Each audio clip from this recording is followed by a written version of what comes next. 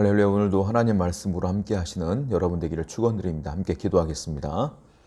하나님 아버지 감사합니다. 오늘도 귀한 하루를 시작하기 전에 하나님 말씀을 통하여 하루를 시작하는 모든 성도들에게 하나님의 은혜와 은총이 넘쳐날 수 있도록 인도해 주시고 하나님과 동행하는 하루의 시간이 될 수 있도록 인도하여 주옵소서. 오늘도 하나님과 동행하며 하나님 말씀 가운데 거할 수 있도록 역사하여 주옵소서.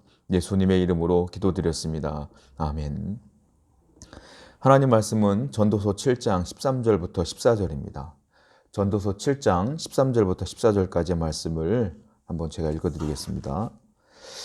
하나님께서 행하시는 일을 보라. 하나님께서 굽게 하신 것을 누가 능히 곧게 하겠느냐. 형통한 날에는 기뻐하고 곤고한 날에는 되돌아보아라. 이 두 가지를 하나님이 병행하게 하사 사람이 그의 장래일을 능히 헤아려 알지 못하게 하셨느니라. 아멘. 코로나19 때문에 전 세계가 마비됐어요. 멈춰 있어요. 괜찮아질까 싶었는데 또 찬바람이 불고 겨울이 다가오니까 또 지금 대한민국에도 지금 코로나가 다시 시작되는 것 같아서 참 마음이 안타깝습니다. 코로나 때문에 일상이 마비가 되고 잠시 멈춰 있고 그리고 교회도 잠시 멈춰 있어요. 이번에 코로나 해결을 위해서 정부에서 발표한 캐치프레이즈가 있잖아요. 코로나19의 멈춤을 위해서 우리도 잠깐 멈춥시다. 이게 캐치프레이즈인데 잠시 멈춤, 일상생활을 잠깐 멈추자. 그런데 그것이 우리 신앙생활에도 필요할 것 같다는 생각이 들어요. 어쨌건 이런 상황 가운데 우리가 예배할 수 없는 상황이고 또한 우리가 모일 수 없는 상황이잖아요. 그렇기 때문에 교회 오지 못하는 분들에게 저희가 뭐라고 할 수 없어요. 왜냐하면 건강도 중요하기 때문에 이 상황이 빨리 끝나야 함께 예배할 수 있는 것 같은데 우리가 이를 위해서 기도를 해야 되겠죠. 잠시 멈춤. 그래서 이런 생각을 해봤어요. 신앙생활이 지금 잠시 멈춰 있는 것 같아요. 우리가 원래 하던 신앙생활이 아니라 조금 더 다른 신앙생활로 우리가 바뀌어져 가고 있는데 잠시 멈춰 있는 것 같다는 생각이 들어요. 자, 그런데 우리가 이제 잠시 멈췄다는 것은 쉽게 말하면 하던 걸 못한다는 거잖아요. 하나님께서 때로는 우리에게 잠시 멈춤의 시간을 줄 때가 있다는 겁니다. 그것은 무엇을 통하여 그렇게 하시냐면 고난을 통하여 우리의 삶을 잠깐 멈추게 하셔요. 이 코로나19도 이 고난이라고 하는 이 질병이라는 고난 때문에 우리가 이 모든 것들이 잠시 멈춰져 있는 거예요. 그런데 하나님께서는 영원히 멈추게 하지 않고요. 잠시 멈추게 하셔요. 잠시 멈추게 하는 이유는 분명히 하나님의 뜻이 거기 있을 것이다 라는 생각이 들어요. 청교도들은 옛날부터 그랬어요. 그래서 고난을 정의하는데 이렇게 정의를 합니다. 고난은 변장된 하나님의 축복이다 이렇게 설명을 했어요. 우리에게 다가오는 고난은 그냥 고난으로 끝나는 것이 아니라 고난이라고 하는 모습 속에 들어가 있는 속에 있는 축복을 주시는 것이다. 즉 고난을 통하여 우리에게 주시는 은혜가 있다. 저는 이번에 코로나19를 통해서도 한국 교회에 깨닫게 하시는 바가 분명히 있을 것이고 개인적으로 또 우리 교회에 하나님이 주시는 은혜가 분명히 있을 줄로 믿습니다. 그러니까 여러분 불안해하지 말고 낙담하지 말고 잠시 멈춘다 생각을 해서 이 멈춤의 시간을 우리가 넘어가야 된다는 거예요. 그런데 코로나19 때문에 잠시 멈추는 것 그리고 코로나19가 해결됐어요. 그럼 우리는 억울해요. 우리의 신앙은 뭡니까? 코로나19 때문에 잠시 멈추는 건 아니거든요, 사실은. 그러면 잠시 멈춤을 통하여 코로나19도 종식되어지고 또 하나 필요한 게 있다는 거예요. 뭘까요? 우리의 신앙이 이번 사건을 통하여 한 단계 더 도약하는 계기가 되면 훨씬 더 좋을 것 같아요. 저와 여러분들에게 이번 기회를 통해서 신앙이 좀 더 업그레이드 되고 레벨업이 되는 귀한 시간이 되었으면 좋겠다라는 생각이 들어요. 마치 여러분 개구리가 도약하기 위해서 어떻게 하죠? 잠시 움츠러들죠. 그리고 있는 힘을 다하여 점프를 하면 한 단계 더 도약을 하는 것처럼 우리가 이번 잠시 멈춤의 시간을 통해서 좀 움츠러드는 시간을 통해서 한 단계 더 업그레이드 되고 도약하고 더 부흥하고 더 은혜 받는 은혜의 자리로 나아가는 시간이 되었으면 좋겠다라는 생각이 들어요. 그래서 우리는 오늘 말씀을 통하여 이런 부분들을 한번 깨닫는 시간이 되었으면 좋겠습니다. 본문을 보면 솔로몬이 쓴 전도서인데요. 두 줄뿐이 안 되지만 굉장히 중요한 의미가 담겨져 있는 성경 말씀이에요. 한번 전도서 7장 13절 말씀 한번 읽어보겠습니다. 하나님께서 행하시는 일을 보라. 하나님께서 굽게 하신 것을 누가 능히 곧게 하겠느냐. 하나님께서 행하시는 일을 보라. 하나님은 두 가지 일을 한다는 거죠. 어떤 일을 할까요? 하나님께서 굽게 하신다. 또 하나 곧게 하신다. 그런데 하나님이 굽게 하신 것을 사람이 곧게 할 수 없다. 굽은 것과 곧은 것, 이 두 가지 얘기를 하시는 거예요. 하나님은 굽게도 하시고 곧게도 하신다. 그런데 하나님이 굽게 한 것은 사람이 곧게 할 수 없다. 굽은 것은 뭘까요? 굽게 하신 것은 뭘까요? 그건 바로 우리 인생에게 주시는 고난을 의미해요. 굽어진 거죠. 곧은 것은 형통함을 의미해요. 즉 무슨 말이에요? 하나님은 우리에게 고난도 주시고 또 형통도 주신다. 그런데 하나님이 고난을 주시는 것은 사람이 어떤 방법을 취해도 그 고난을 이길 수 없다. 이 말이에요. 사람에게 때로는 하나님이 굽게 하신다는 거예요. 고난을 주신다는 거예요. 그런데 사람은 그 고난을 거스를 수 없다 이거예요. 여기서 어떤 걸 얘기하고 싶은 거냐면 솔로몬은 하나님의 섭리를 얘기하고 싶은 거예요. 하나님은 인생을 고난에 처하게도 또한 형통에 처하기도 하는데 사람이 아무리 애를 써도 하나님이 곧게 하는 것을 굽게 할 수 없고 하나님이 굽게 한 것을 곧게 할 수 없다. 하나님은 섭리해 주다라고 말하는 거예요. 하나님은 사중주입니다. 하나님은 어떤 분이냐면 첫 번째 천지를 창조하신 주예요. 창조주라고 합니다. 근데 인간이 죄를 짓죠. 근데 그 죄를 구원하기 위해서 예수님을 이 땅에 보내셨어요. 그래서 하나님을 또 어떤 분이라고 해요? 구원의 주라고 해요. 창조주이면서 구원의 주예요. 그런데 이 땅을 살면서 그 예수 그리스도를 믿지 못하는 사람들이 있어요. 그리고 세상을 떠나 하늘나라로 올라가죠. 그때 하나님은 어떻게 합니까? 심판을 하십니다. 하나님을 믿는 사람과 믿지 않는 사람을 구별하죠. 믿은 사람은 천국에, 안 믿는 사람은 지옥에. 그래서 하나님은 어떤 분? 심판의 주라고 말합니다. 하나님은 심판의 주예요. 또 마지막으로 하나님은 저와 여러분들이 이 땅을 살아가는데 천지를 창조하신 창조주이시기 때문에 이 땅에 있는 모든 피조물들을 하나님이 다스리셔요. 그리고 인도하셔요. 섭리하셔요. 그래서 하나님을 어떤 분이라고 그래요? 섭리의 주라고 말해요. 하나님은 여러분들의 인생을 섭리하시는 분이에요. 그래서 사중주. 하나님은 창조주. 하나님은 구원의 주. 하나님은 심판의 주. 그리고 섭리의 주. 오늘 솔로몬이 말한 것은 섭리의 주 하나님을 말하는 거예요. 믿음의 여인 한나가 어느 날 임신을 하지 못하는 거예요. 불임이죠. 지금도요, 임신을 하지 못하면 그 부부가 얼마나 많은 어려움을 당하는지 몰라요. 불임 부부가 얼마나 많습니까? 정말로 심각해요. 아기를 갖고 싶은데 갖지 못하면 현대 사회에도 굉장히 많은 어려움이 있거든요.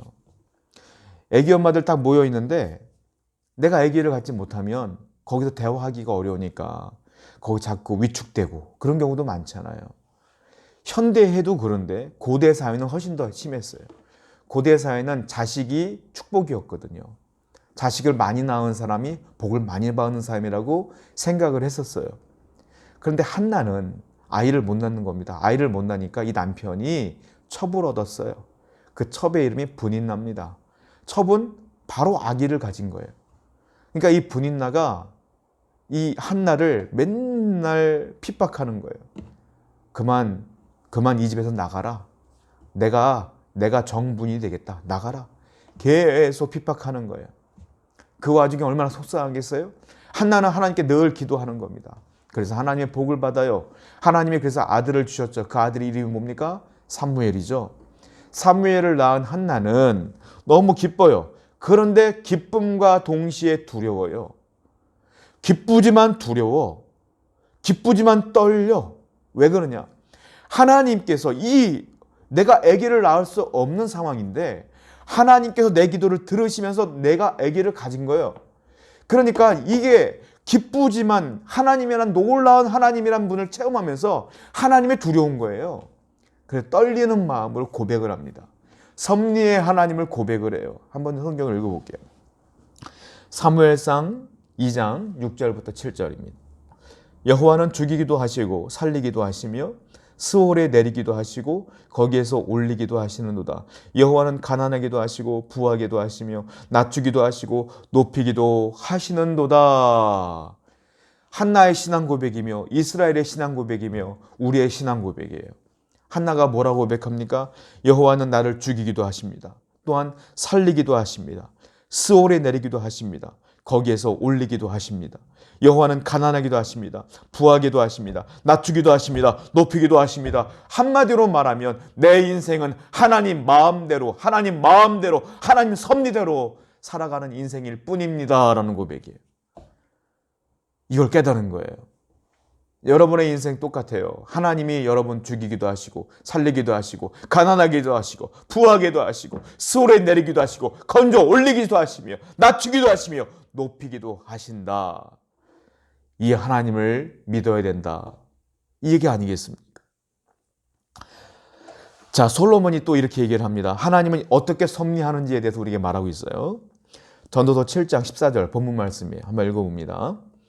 형통한 날에는 기뻐하고 곤고한 날에는 되돌아보아라. 이 두 가지를 하나님이 병행하게 하사 사람이 그의 장래일을 능히 헤아려 알지 못하게 하셨느니라. 자, 어떻게 해야 되느냐? 하나님은 나를 섭리하신 하나님이니까 우리는 어떻게 살아야 되느냐? 자, 보십시오. 형통한 날에는 기뻐해라. 네가 잘 되냐? 기뻐해라. 감사해라. 이 말이에요. 곤고한 날에는 되돌아보아라. 네가 고난당하냐? 되돌아보아라.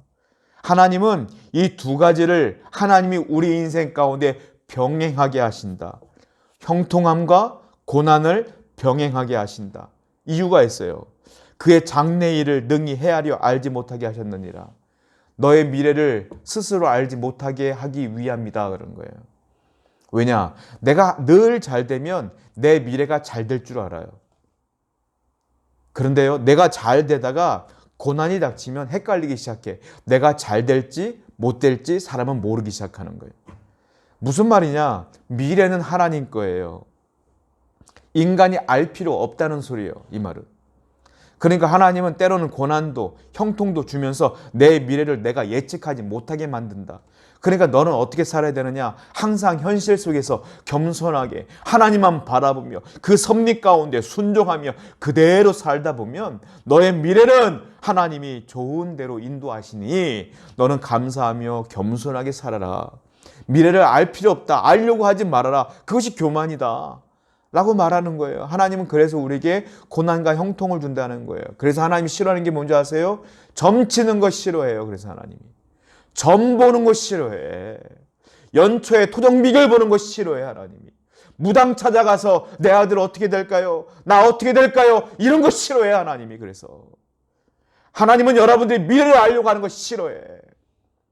내일 일을 알 필요 없어요. 예수님도 그러잖아요. 내일 일은 나도 모른다. 내일은 내일이 알아서 할 거야. 그거 하나님이 알아서 한다는 소리예요.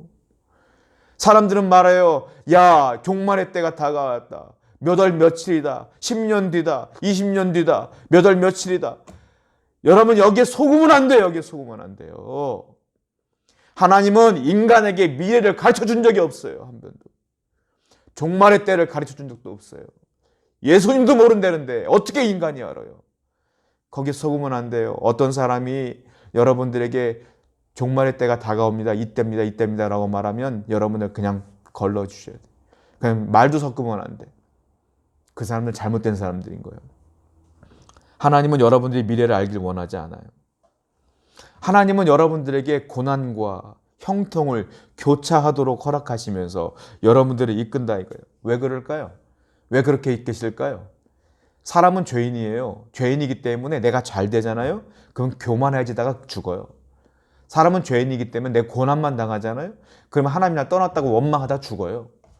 그러니까 하나님이 교차하는 거예요. 형통함도 줬다가 고난도 줬다가. 왜? 하나님의 뜻한 바 바른 길로 나를 바르게 인도하시기 위하여 고난과 형통을 교차하면서 주시는 거예요. 하나만 주시면 사람은 망하거든요. 죄인이기 때문에. 그래서 두 가지를 병행하시는 거예요. 하나님의 뜻한 바 바른 길로 나를 바르게 인도하시기 위해서. 바울이 이렇게 말하고 있어요. 로마서 8장 28절 말씀이에요. 우리가 알거니와 하나님을 사랑하는 자, 곧 그 뜻대로 부르심을 입은 자들에게는 모든 것이 합력하여 선을 이루느니라. 자, 하나님을 사랑하는 자, 곧 그 뜻대로 부르심을 입은 자들, 누구예요? 우리예요, 우리. 우리에게는 모든 것이 합력하여 선을 이루느니라. 모든 것은 뭐예요? 모든 일, 여러분들의 인생에서 벌어지는 모든 일들이 합쳐져서 뭐예요? 끝에는 뭐가 된다? 선이 된다. 하나님의 뜻이 된다 이 말이에요. 무슨 말일까요? 좋은 일, 나쁜 일, 슬픈 일, 괴로운 일, 행복한 일, 즐거웠던 일, 성공했던 것, 실패했던 것, 이것들이 내 인생 가운데 다 섞인다. 이거 섞여 모여 섞여 결국 뭐예요? 그것이 합력하여 합쳐져서 나중에 뭐가 된다고요? 선을 이루느니라. 하나님의 뜻대로 되느니라 이 말이에요. 그러니까 여러분들의 인생에서 고난도 있고 낭망함도 있고 기쁜 일도 있고 섞이는 거예요. 그것이 나중에 하나님 뜻이 되는 거예요. 예를 들자면 이런 거예요. 우리가 생각할 때 비가 오는 거 좋아하는 사람 별로 없잖아요. 특히 운전하시는 분들 비 오는 거 싫어해요. 그렇죠? 그리고 뭐 출퇴근할 때 차가 없어도 얼마나 싫어요. 비 오면. 그러니까 비 오는 거 싫어해. 자, 비 오는 거 싫어해요? 하나님이 맑은 날을 주면 얼마나 좋겠어요. 날씨가 늘 쾌청하고 놀러 다니기도 좋고 다니기도 좋고 공기도 좋고 얼마나 좋아요? 그런데 늘 쾌청하기만 하면 어떨까요? 늘 햇빛만 내렸지만 어떨까요? 거기가 천국일까요? 안 그래요. 햇빛만 내렸지면 어떻게 되느냐? 가뭄이 생기면서 사막화가 돼요. 땅이 다 사막이 되는 거예요. 반대로 비가 맨날 오면 어떻게 될까요? 비만 맨날 오면 어떻게 돼요? 홍수가 생기죠. 집도 쓰러지고 산도 무너지고 다 망하는 거예요. 그러니까 하나님은 때때로 비도 주셨다가 맑은 날도 주셨다가 눈도 주셨다가 또 따뜻한 날도 줬다가 그러시는 거예요. 이 사계절이 왜 생겼을까요? 하나님의 기가 막힌 섭리 가운데 이루어지는 거 아니겠습니까? 하나님은 그렇게 인도하신다. 자, 전도서 7장 14절 말씀을 다시 한번 읽어볼게요. 그러면 하나님의 섭리대로 이루어진다면 우리는 어떻게 살아야 될까요? 이 인생을 전도서에 해답을 주고 있어요. 앞에 부분만 읽어볼게요. 형통한 날에는 기뻐하고 곤고한 날에는 되돌아보아라. 형통한 날에는 기뻐하고 곤고한 날에는 되돌아보아라. 영어 성경을 보니까 되돌아보아라 이 부분을 consider라는 단어를 썼어요. 생각한다는 뜻이죠. 형통할 때는 어떻게 하라고요? 기뻐해라. 하나님이 형통함을 주셨으니까 감사해라. 기뻐해라. 그런데 고난이 오면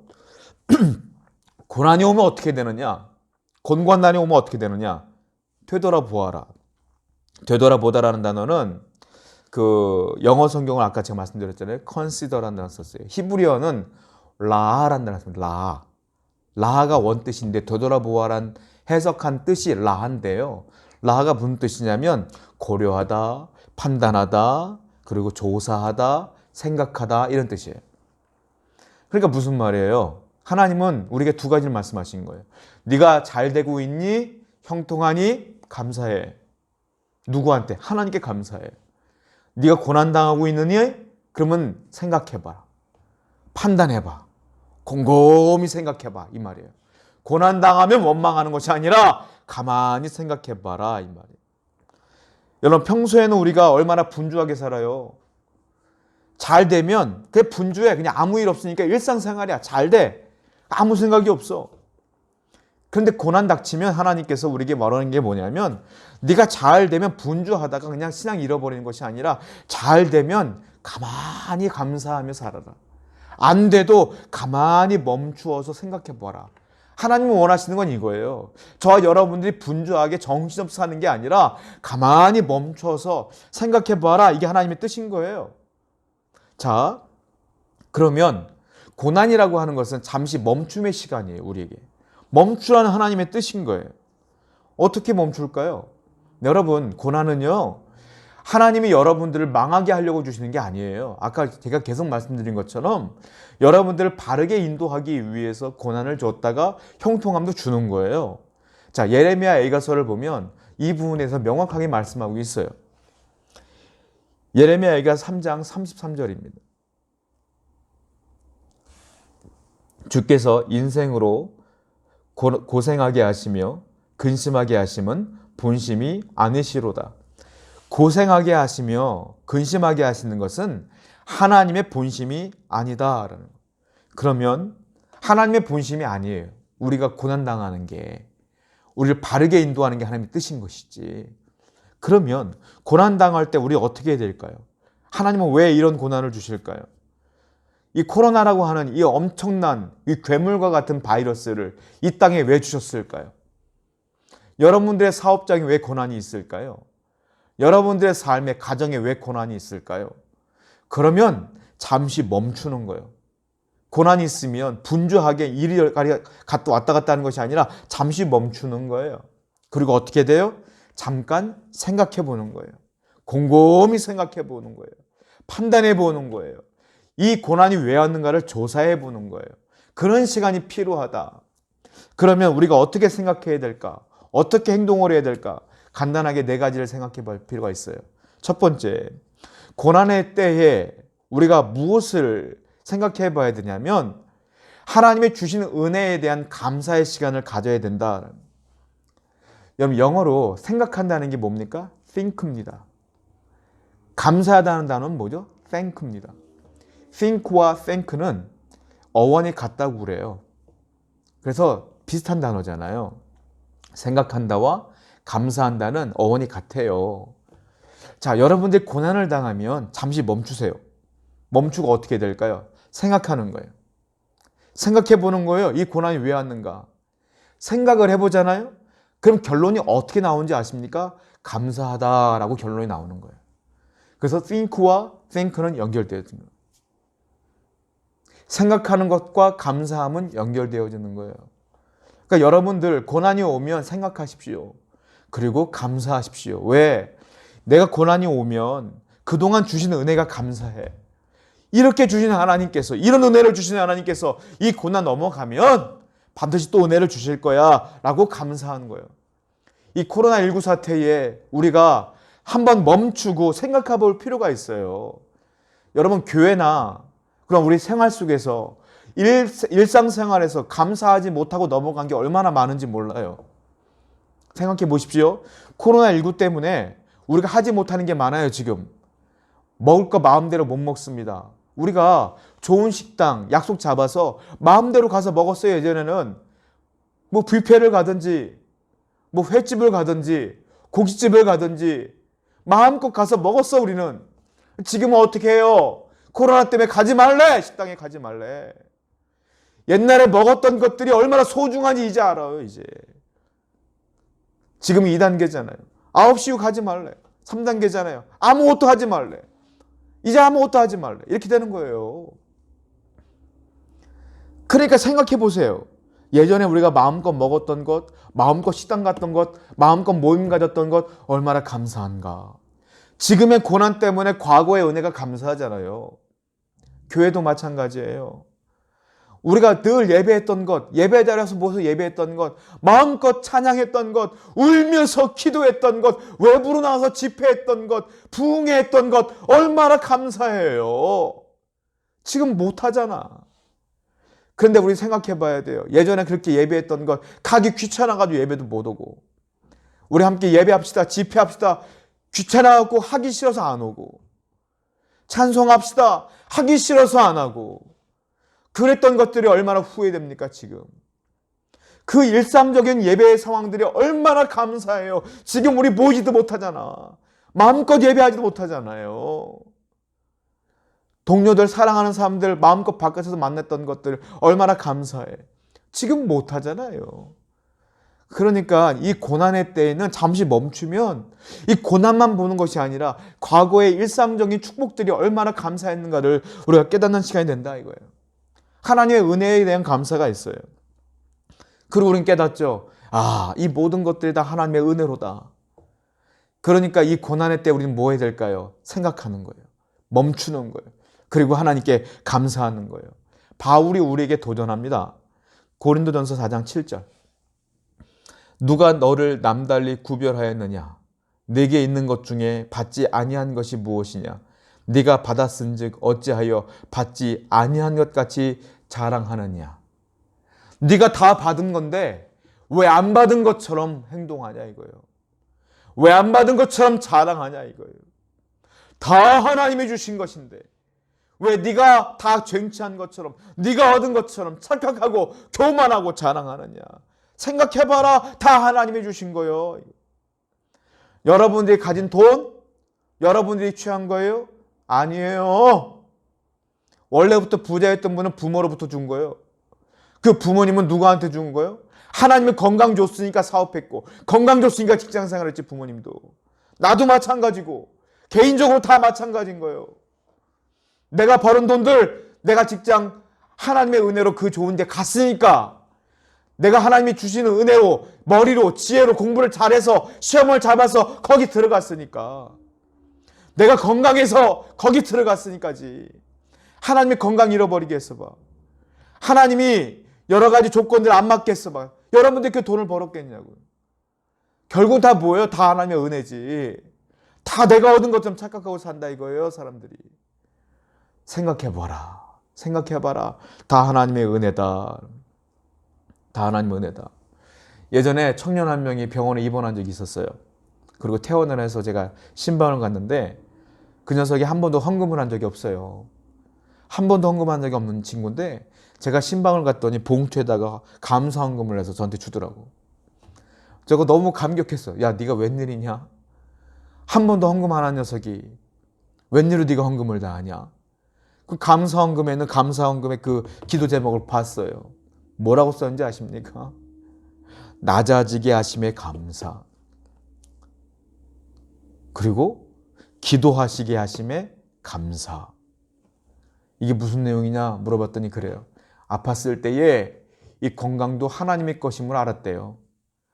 자기가 너무너무 젊고 혈기왕성해서 자기는 평생 안 아플 줄 알았대. 근데 아프고 나니까 하나님의 은혜구나라는 걸 알았대. 그래서 자기가 겸손해진 거예요. 하나님 위에 섰던 자가 하나님 밑으로 쫙 내려간 거야. 그래서 낮아지게 하심에 감사. 그리고 기도도 안 하는 녀석들이 기도하게 된 거예요. 왜? 하나님 고쳐주셔서 감사해요. 고쳐주세요. 거기서 기도하시게 되면 감사. 여러분, 고난이 꼭 나쁜 건 아니에요. 고난의 때 생각을 해보면 다 하나님의 은혜로다. 이게 신앙 아닙니까? 이게 믿음 아니에요? 여러분들이 고난의 때에 가만 생각해보면 감사할 것 투성이에요. 그 은혜를 경험해야 그 고난이 유익한 것이지.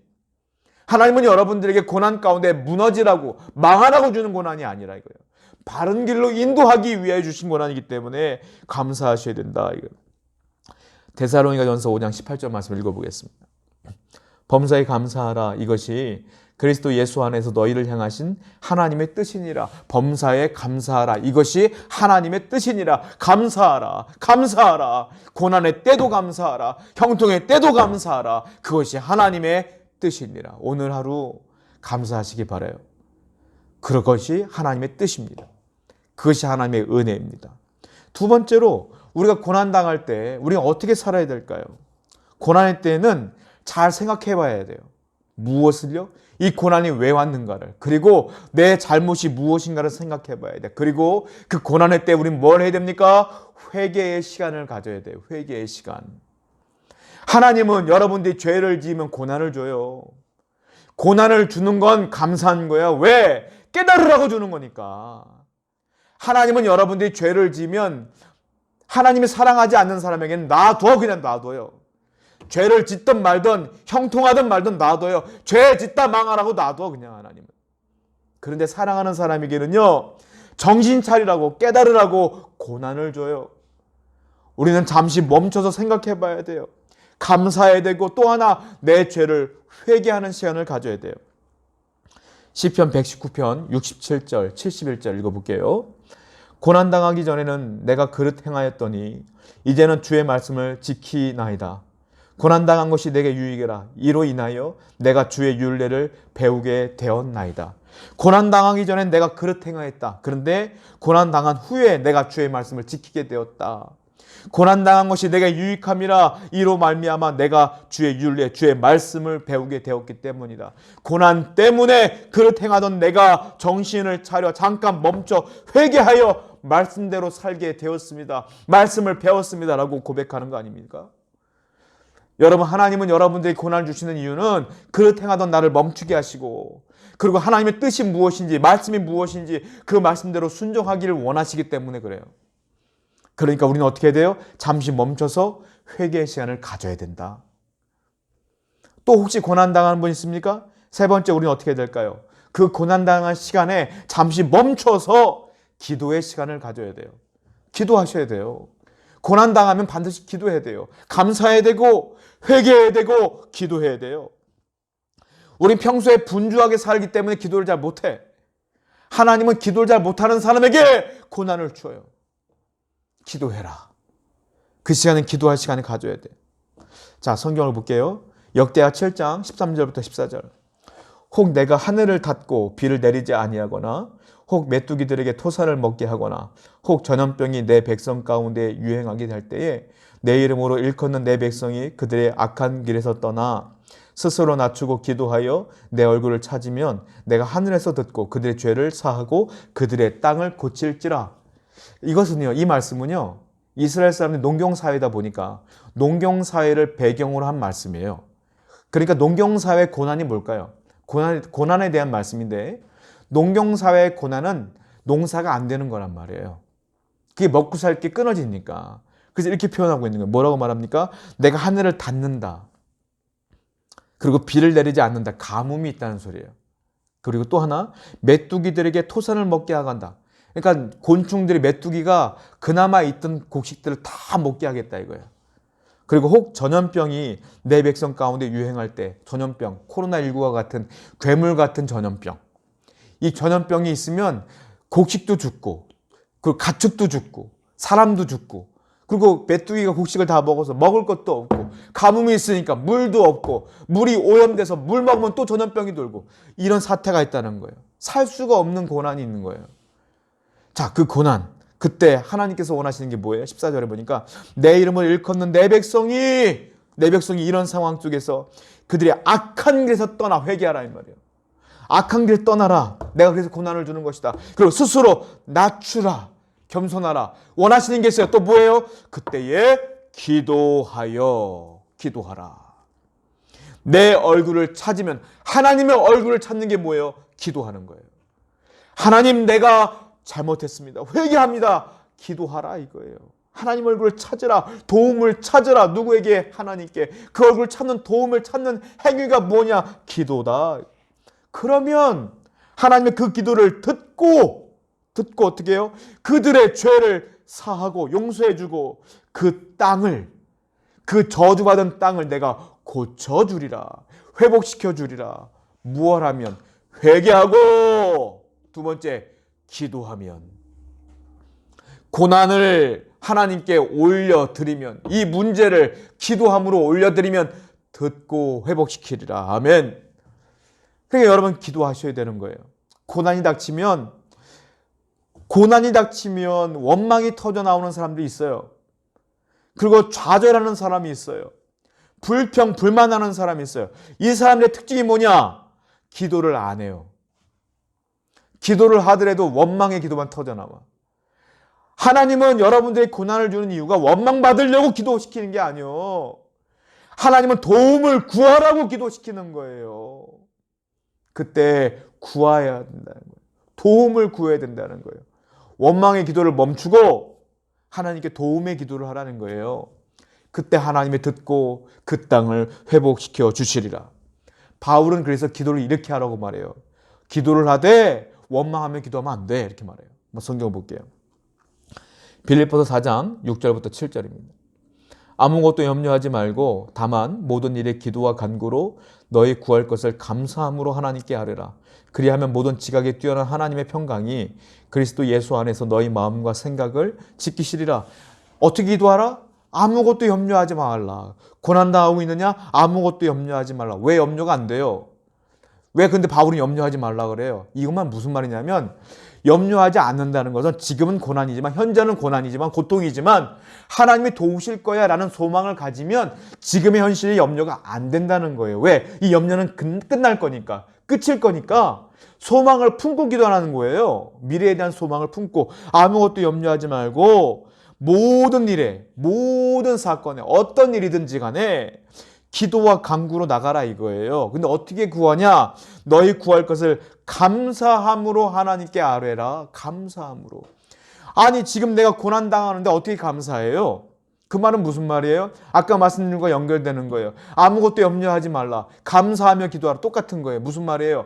염려하지 않는 것은 하나님이 해결할 거라는 믿음을 갖고 소망을 갖고 기도하는 거니까 감사함으로 기도하는 것도 뭐예요? 하나님이 이미 이 현실은 고난이지만 이 기도가 끝난 뒤에는 반드시 이 문제를 해결할 것을 믿고 이미 이루어질 것을 믿고 감사하면서 기도하라 이 말이에요. 그러니까 소망을 품고 기도하라. 그리하면 하나님께서 너희 마음을 지키시리라. 평안으로 지키시리라. 현실은 고난일지라도 네 마음은 평강이 넘칠 거야. 그리고 그 사건이 흐르고 나면 그 문제는 해결될 거야 이 말이에요. 사랑하는 성도 여러분, 고난의 시간에 여러분들이 거하고 있습니까? 그러면 잠깐 생각하며 감사하세요. 그리고 회개할 것은 회개하세요. 그리고 하나님께 그 문제를 기도하세요. 어떻게 해요? 해결하실 것을 믿고 두려워하지 말고 염려하지 말고 감사함으로 기도하세요. 그러면 하나님께서 지금 이 시간에 여러분 마음 가운데 평안과 화평으로 함께 하실 줄로 믿습니다. 그렇게 기도하라는 거예요. 자, 네 번째, 고난의 때 우리는 어떻게 해야 될까요? 고난의 때는요, 잠깐 멈춰서 참는 겁니다. 인내의 시간을 갖는 거예요. 인내하셔야 돼요. 왜? 그 고난은 끝날 거니까. 참으세요. 참으십시오. 믿음으로 인내하세요. 자, 고린도전서 10장 13절입니다. 사람이 감당할 시험 받기는 너희에게 당할 것이 없나니 오직 하나님은 미쁘사 너희가 감당치 못할 시험 당함을 허락지 아니하시고 시험 당할 즈음에 또한 피할 길을 내사 너희로 능히 감당하게 하시느니라. 무슨 말이에요? 사람이 시험 당한다는 건 사람이 고난 당한다는 거예요. 너희가 고난 당할 때에는 오직 하나님은 미쁘사 너희가 감당치 못할 시험, 감당치 못할 고난을 허락하지 않는다. 이 약속을 믿으셔야 돼. 하나님은 여러분들이 감당할 시험만, 감당할 고난만 허락하시는 거예요. 감당하지 못할 고난은 허락하지 않는다. 이걸 믿으시라고. 그럼 어떻게 돼요? 참을 수 있어요. 아, 이건 내가 이길 수 있어. 이 고난은 하나님이 허락하신 거예요. 허락하신 고난은 내가 이길 수 있어. 해결될 수 있어. 하나님이 역사하실 거야 라고 믿으면서 인내하시라는 말이에요. 물론 마지막 때에는 하나님이 누구나에게 심판하셔요. 그 심판은 따로인 거고 하나님께서 약속하신 약속을 붙들라 이거예요. 내가 고난당하는 이 고난은 하나님이 이길 수 있기 때문에 주신 거예요. 그 사실을 믿으세요? 마크 트웨인이 그 재담꾼이라고 굉장히 소문난 분이에요. 소설가 마크 트웨인에게 어떤 사람이 이렇게 얘기를 해요. 아이고 비가 맨날 내려 요즘. 맨날 비가 내리니까 내가 못 살겠어. 그랬더니 이 마크 트웨인이 뭐라고 말하냐면 이렇게 말했대요. 나는 평생 살면서 그치지 않는 비를 본 적이 없네. 이 비는 결국은 그칠 걸세. 맞는 말이죠. 비는 결국은 그쳐요. 고난도 마찬가지예요. 하나님이 뭐라고 말했어요? 너가 네가 감당하지 못할 시험은 내가 허락하지 않겠노라 그랬어요. 네가 할 수 있는 것, 감당할 시험만 내가 허락하겠노라. 그러니까 그 말은 무슨 말이에요? 내 시험은, 내 고난은 끝이 있다 없다? 끝이 있다. 비가 반드시 그치는 것처럼 이 시험도 반드시 그친다. 할렐루야. 그걸 믿으시란 말이에요. 모세는 우리가 알다시피 고난과 복을 막 병행하여 받은 분이에요. 맨 처음에 그는 엄청난 어려움을 당했어요. 애가 태어나자마자 그 남아 학살법이라는 게 있죠. 그러니까 애가 태어나면 그냥 죽여라. 바로가 그렇게 명령을 내렸어요. 근데 이 엄마가 이 모세를 살려줬죠. 그리고 더 이상 이 아이가 우니까 못 살려줄 것 같으니까 어떻게 해요? 나일강에 우리가 알다시피 갈대상자로 띄었죠. 그때 바로의 공주가 이 모세를 건져서 자기 양자로 삼습니다. 그래서 죽을 뻔했던 모세가 이제 갑자기 인생이 바뀌어서 바로의 궁전에서 왕자로 살아요. 복과 고난이 병행하는 거죠. 그래서 그가 자기 멋대로 잘난 멋대로 살아요. 몇 살까지? 40살까지. 그리고 어떻게 해요? 자기가 이스라엘을 구원하리라. 내가 이 이스라엘을 구원할 자는 나뿐이 없다. 이 땅에 왕자가, 이 히브리인이면서 왕자가 나뿐이 없기 때문에 내가 절대 권력자이기 때문에 내가 반드시 애굽 땅에서 이들을 구원하리라 하고 스스로 다짐을 해요. 그거 나갔는데 히브리인들끼리 싸우는 거예요. 그러니까 어떻게 합니까? 히브리인과 애굽인이 싸우는 거예요. 어떻게 해요? 애굽인을 쳐서 죽여줘.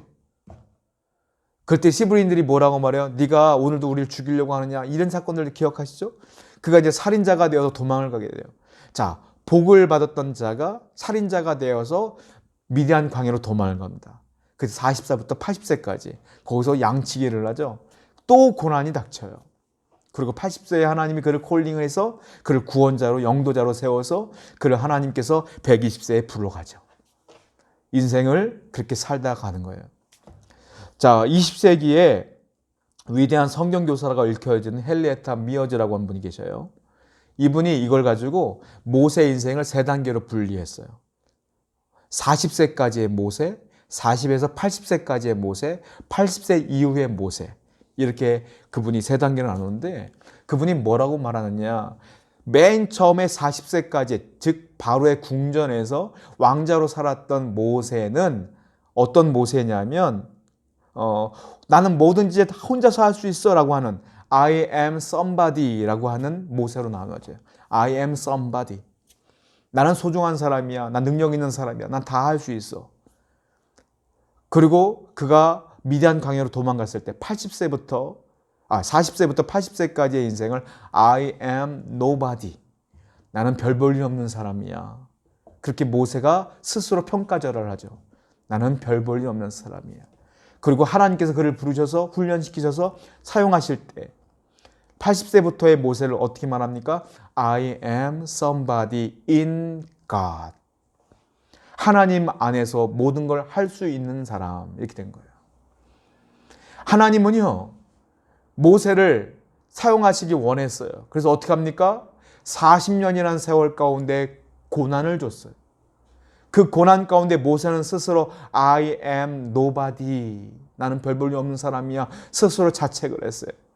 그랬던 그 모세가 낮아지고 겸손해졌더니 하나님이 그를 통하여 일하기 시작해요. 하나님이 왜 여러분들에게 고난을 줄까요? 여러분 스스로 낮아지게 하기 위해서, 겸손해지게 하기 위해서요. 하나님이 겸손해야, 여러분들이 겸손해야 하나님이 일하시거든. 그래서 우리는 고난의 시간에 잠시 멈춰서 하나님께 회개할 건 회개하고 감사할 건 감사하고 모든 것이 은혜입니다라고 낮아지고 그리고 하나님 아니면 안 됩니다라고 고백하며 기도하며 인내하며 살아야 된다. 여러분 포인세티아 꽃이 있어요. 성탄절이 되면 강단에다 막 꾸미고 크리스마스가 되면 포인세티아 꽃을 막 팔아요. 사람들이. 꽃이 되게 예뻐요. 아주 붉은색이죠. 그거 왜 강단에 꾸미는지 아세요? 포인세티아 꽃을 예수님의 보혈을 의미해요. 그래서 우리가 꽃을 강단에 이렇게 꾸미는 거예요. 빨갛잖아요. 꽃말도 되게 아름다워요. 축복, 축하 이런 뜻이에요. 그런데 이 포인세티아 꽃이요. 그렇게 아름답게 꽃 피우기 위해서는 여러 가지 고난의 상황을 견뎌야 된다고 그래요. 먼저 추워야 되고요. 두 번째로 어두워야 돼요. 빛이 들어오면 안 된대요. 꽃이 필 때 빛이 들어오면 그 꽃이 얼룩진다고 그래요. 그러니까 얼룩지지 않고 아름다운 꽃이 되려면 어둡게 해줘야 된대요. 쉽게 말하면 고난의 시간을 견뎠을 때 아름다운 꽃이 되는 것처럼 저와 여러분들도 하나님 보시기에 참 좋은 사람, I am somebody in God, 이런 사람이 되기 위해서는 반드시 I am nobody라는 시간이 있어야 된다는 거예요. 고난의 시간이 있어야 된다는 거예요. 그래서 하나님이 어쩌면 여러분들에게 귀하게 사용하기 위해서 고난의 시간을 허락하셨는지도 모르겠어요. 우린 그러므로 원망하고 불평하기보다는 감사하고 모든 것이 은혜입니다라고 고백하고 하나님께 기도하고 잘 참으며 인내하며 기도하며 잘 넘겨야 될 줄로 믿습니다. 자, 다윗이 이렇게 고백합니다. 시편 30편 5절. 그의 노염은 잠깐이요 그의 온청은 평생이로다. 저녁에는 울음이 깃들을지라도 아침에는 기쁨이 오리로다. 하나님의 노염은, 하나님의 고난은, 하나님의 시험은 잠깐이다. 그리고 하나님의 은총은 평생이로다. 할렐루야. 하나님의 은총과 은혜는 평생입니다. 하나님의 여러분이 주시는 고난은 잠깐입니다. 저녁 때 내가 막 울지라도 아침에는 기쁨이 올 줄로 믿습니다. 그래서 오늘도 혹시 어려움에 처한 분이 있다면 분주하지 말고 어떻게 하지 낙담하지 말고 잠깐 멈추시고 생각해 보세요. 판단해 보세요. 고민해 보세요. 조사해 보세요. 그러면 모든 것이 은혜입니다. 회개할 거리가 생길 겁니다. 기도할 거리가 생길 겁니다. 낮아지게 될 것입니다. 하나님을 바라보게 될 것입니다. 그리고 인내하게 될 것입니다. 그리하면 하나님이 반드시 여러분들에게 복의 복을 주실 줄로 믿습니다. 기도합시다. 하나님, 우리 성도님들 가운데 고난의 때를 걷고 있는 분들이 계시다면 오늘 말씀을 통하여 잠깐 멈추어서 생각하게 하시옵소서. 하나님의 은혜 얼마나 큰가를 생각하게 하시고 소망을 바라보며 미래를 바라보며 인내하며 감사하며 기도하며 살아갈 수 있도록 인도하여 주옵소서. 오늘도 하나님께서 모든 성도들과 동행하여 주옵소서. 예수님의 이름으로 기도드렸습니다. 아멘. 이제는 우리 주 예수 그리스도의 은혜와 구속하신 하나님의 사랑하심과 성령님의 감화 감동 충만 역사하심이 오늘 말씀을 통하여 깨달은 모든 성도님들 머리 위에 지금부터 영원토록 함께 계시기를 간절히 축원하옵나이다. 아멘.